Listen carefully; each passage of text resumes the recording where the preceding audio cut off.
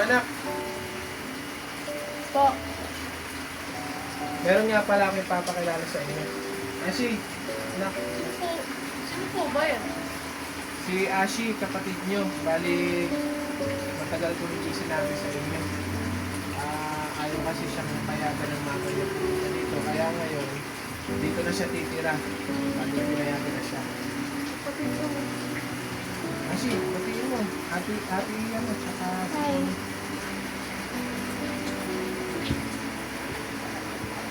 Ikaw. Hi, ako si Ashi. Pwede mo ito close.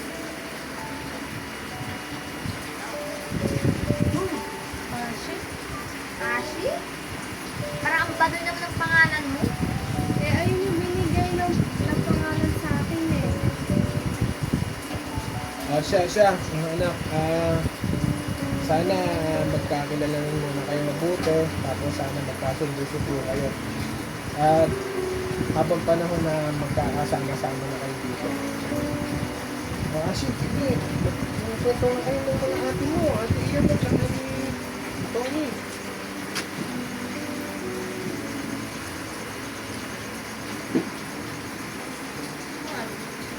Siya. Bali, Tony, iya, asikasuhin niyo muna yung kapatid niyo. Kung nagugutom, pakainin niyo muna. Kasi medyo pagod niya. Pagod kami, bumiyahe kami, malayo pa yung pinanggalingan namin.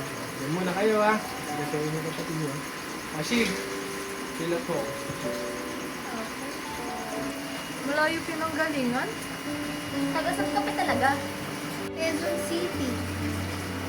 Quezon City? Di ba squatter doon?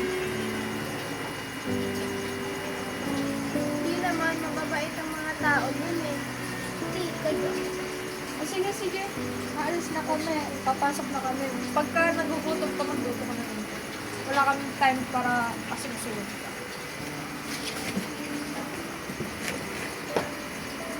Parang hindi naman ako gusto ng mga kapatid ko dito.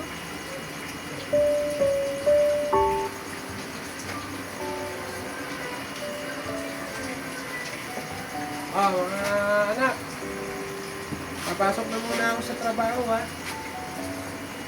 Bali, namamasada pa ako Baka marami ng pasahero doon sa may kota. Pupunta muna ako nun.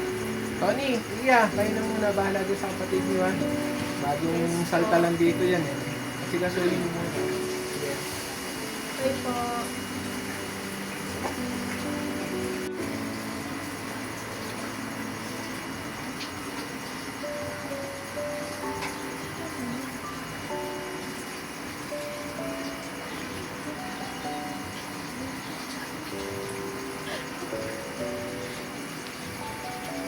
Ano ba yan? Tumal ng tinda? Hindi maayos kasi buo. Oo nga eh.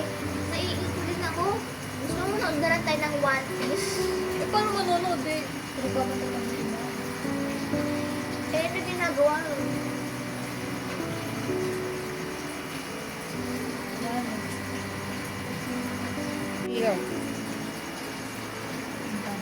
Oo nga, no? Galing mo. Diba? Ang talino ko talaga. Ay, nako.